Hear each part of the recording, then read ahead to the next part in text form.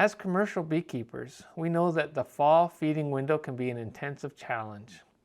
Ideally, we need to get the feed syrup into the hives without spending every daylight hour filling buckets, dragging hoses, or opening individual hive lids, which is what I used to do.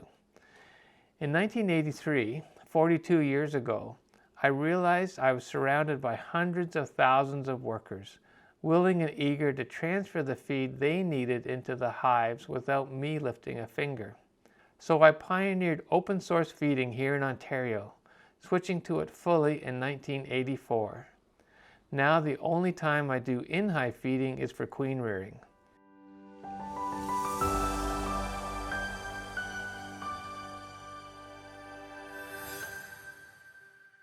For today's vlog, we're going to be looking specifically at the hard data from the fall of 2025.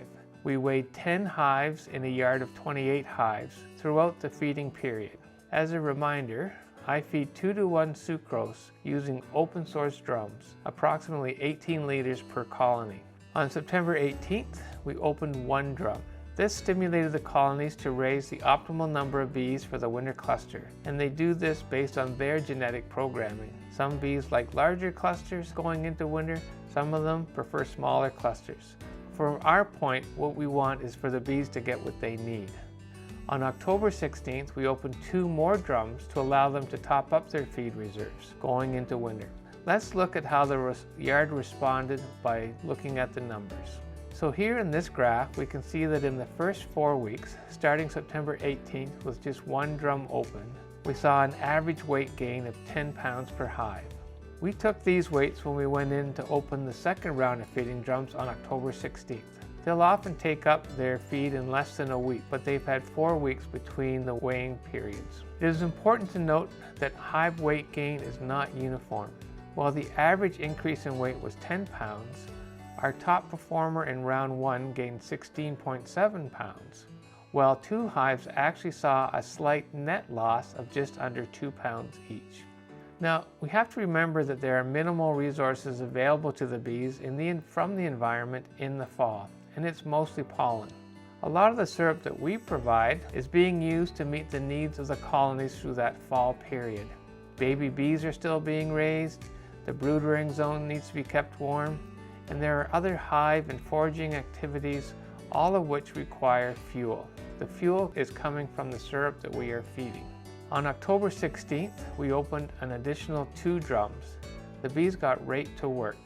So on November 12th, 4 weeks later, we went in to do a final weigh of the hives.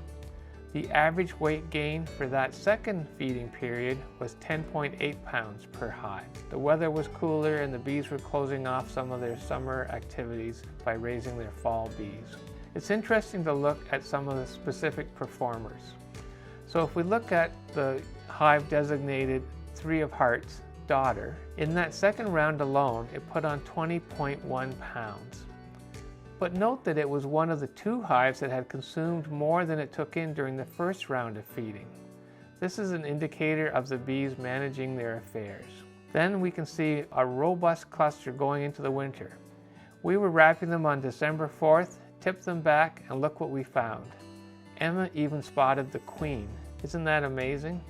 So for the big picture, across the 10 monitored hives, we saw a total weight change of 208 pounds, so roughly 21 pounds per colony.